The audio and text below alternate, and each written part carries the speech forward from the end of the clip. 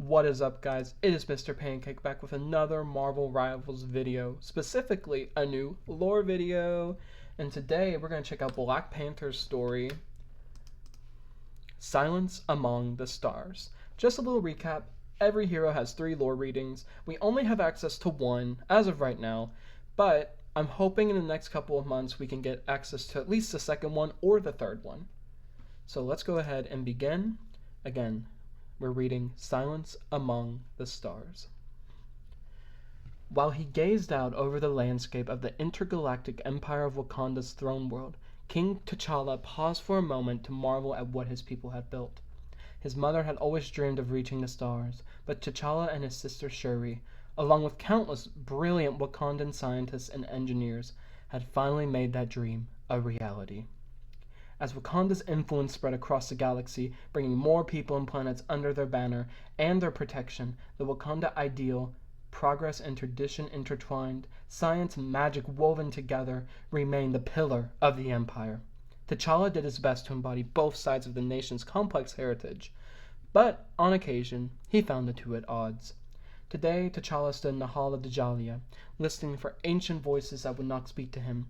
The Orisha, the Pantheon of gods worshipped by the people of Wakanda, had fallen unusually silent, causing great concern. Even Bast, the goddess who had chosen T'Challa as her avatar, the Black Panther, seemed to be absent from this sacred place. Perhaps, T'Challa thought, they simply had nothing to say, but the king of Wakanda found that hard to believe. After all, Wakanda was at war. Another king, Victor Von Doom of Latveria, had tampered with the fabric of space and time, unleashing a coronal cascade across countless dimensions. Even T'Challa's empire, which had been a safe haven for so long, wasn't immune to its effects, and now he had learned that there were 2 dooms from 2 different timelines vying for control. Both had tried to enlist T'Challa in their battles, suggesting that Wakanda and Latveria were more alike than different. T'Challa respectfully disagreed. The king of Wakanda knew better than to trust either doom, but he also knew the time would come where he would have to choose a side, not only to protect his empire, but all of existence as well. Wakanda could not remain neutral for much longer when so much was at stake. T'Challa had so many questions, all of which the gods and goddesses of the Orisha refused to answer. All of them, save for one. Not long ago, while praying to Bast for guidance and wisdom, T'Challa's humble pleas were instead answered by a goddess long banished from Wakanda, Bast's sister, Kelurina, the betrayer. Her quest for vengeance against her sister had led to Kelurina's ruin centuries ago, and her name had rarely been uttered by the people of Wakanda since.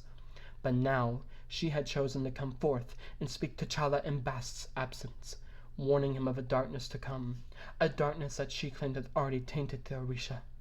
T'Challa didn't know what to believe. Certainly not the words of one as treacherous as Kelurina.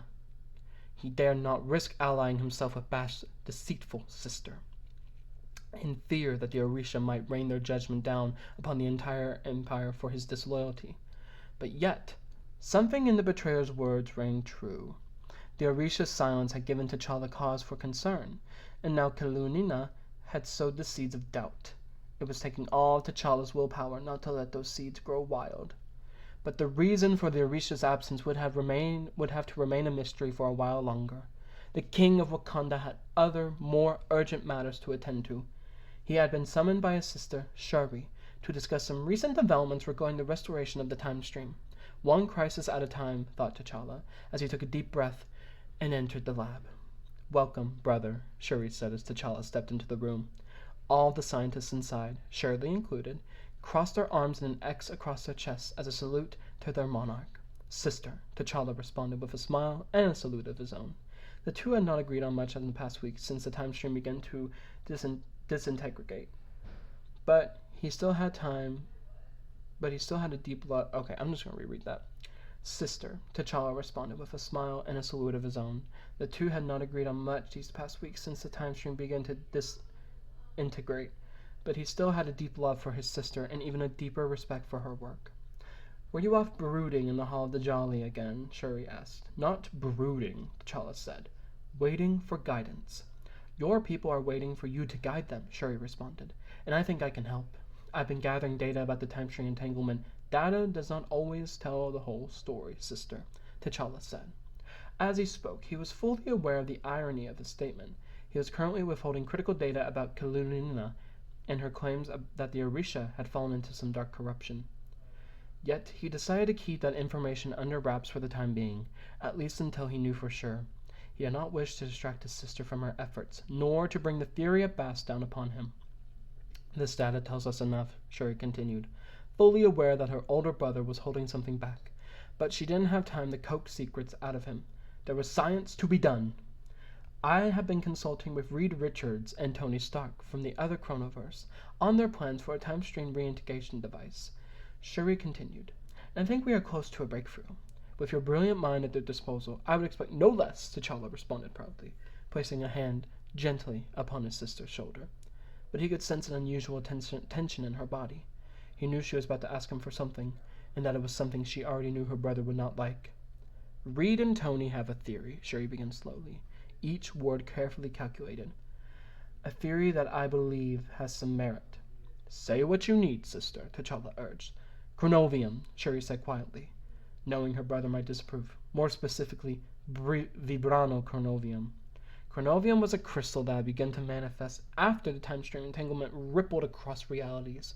According to the research of Wakanda scientists, unique variations of chronomium seem to be forming in locations of great power. In Wakanda, the crystals were infused with more than just chronal energy. They also contained power drawn directly from the vibranium star at the heart of the Empire. Richards and Stark have their own supplies, T'Challa said dismissively. Those will have to suffice. I am telling you now, brother, they will not, Shuri responded pointedly, beginning to lose her patience. The fate of multiple universes hinged on her collaboration with Earth's heroes. This was no time for her big brother to be his usual stubborn self. This is not just an excuse for Stark to get his hands on Wakanda's toys, Shuri continued. I have run the numbers independently. The TRD can restore our dimensions to its proper state, but it needs a power source greater than what standard chronovium can supply. The answer is no, T'Challa said firmly. Then the question is why, Shuri said, pushing back. Whatever T'Challa was hiding from her, she wasn't about to let it bring about the end of all that is. If there was a way to get through to her brother, as there always had been in the past, she had to find it. I cannot say, T'Challa replied. Not for certain, at least. But I have reason to believe that there is a greater darkness awaiting us, Shuri, something even the gods themselves may not be able to protect our people from. Then let us protect them together, Shuri said. For now, this is a matter I must face alone, T'Challa replied. How many times must I remind you, brother, Shuri asked. You are never alone, and neither are we. Wakanda is no longer an isolationist nation. We are a galactic force. If we wish for this empire to stand, we must begin to act as such and lead by example. That starts by sharing our resources with those in need. We still know too little about the power of Vibrano Chronovium, T'Challa said, softening slightly. We cannot risk it falling into other hands, even trusted ones, until we do. But, Shuri interjected, T'Challa continued, you have my permission to further your research on those crystals in hopes that we can safely unlock their secrets in order to pass them along. And until then, Shuri asked. Until then, I offer our allies unlimited access to Wakanda's greatest resource, T'Challa said. You. Shuri wanted to scream in frustration at her brother, but instead she bit her tongue and took the compliment. After all, coming from T'Challa, those were almost as rare as heart-shaped herbs. As T'Challa left the lab, Shuri let out a sigh of frustration, knowing how much work she had ahead of her, but the king himself breathed a sigh of relief, knowing the fate of the Empire was in good hands, at least for the moment. With Shuri busy researching chronal crystals and engineering universal solutions, T'Challa could turn his full attention to the larger threat looming on the horizon.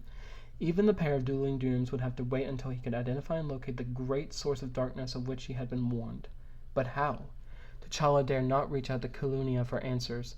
Totems of Bast were everywhere in the Empire. Even if she was not eager to answer his prayers, the Panther goddess was surely listening to his every word. She would not take kindly to his betrayal. Wakanda needed the Black Panther now more than ever, so T'Challa could not risk being stripped of his mantle or the power that came with it. The king walked with purpose across the center of his city, burning T'Challa, back toward the Hall of Djalia. As he passed by, he paused at a panther statue, placing his hand gently upon its head. Where are you, Bast? T'Challa said out loud as he gazed into the eyes of the vibranium sculpture. I am here, a voice replied. The statue began to glow with the purple energy of Djalia, the Wakandan spirit playing. T'Challa instantly knew that it was Bast speaking to him, but there was a tone in her voice he had never heard before, something sinister. I have been waiting for you, my champion, in the shadows. I am at your service, T'Challa said, knowing deep within that his words were not fully true. Yet he knew that he must continue to feign devotion to the tainted goddess until he discovered the truth about her current state. And you have served me well, Bast replied, her words dripping with darkness.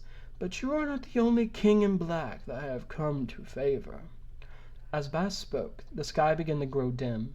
Instinctively, T'Challa looked up toward the Hall of Djalia to see tendrils of ebony energy ensnaring its sacred spire. He didn't know if this was yet another side effect of the time stream entanglement, or if it was the first signs of the dark presence of which Kaluna alluded. But T'Challa knew he had no time to waste either way. The fate of the Empire depended upon his immediate action. The Black Panther sprung forward, racing into the Hall of Djalia. T'Challa did not know what awaited him within, but he did not fear it. Not even the gods themselves could prevent him from protecting his people in their time of need. Even in the face of greatest threats the universe had ever known, there was only one thing to which T'Challa would pledge his loyalty. Not Doom, not even Bast, just Wakanda. And that was Silence Among the Stars, Black Panther's first lore story. If you enjoy these lore readings, leave a like or a comment. And if you want to see more Marvel Rivals lore readings, Marvel Rivals gameplay, Overwatch, variety content, leave a follow. I would greatly appreciate it. Thank you so much for watching, and I'll see you all on the next one.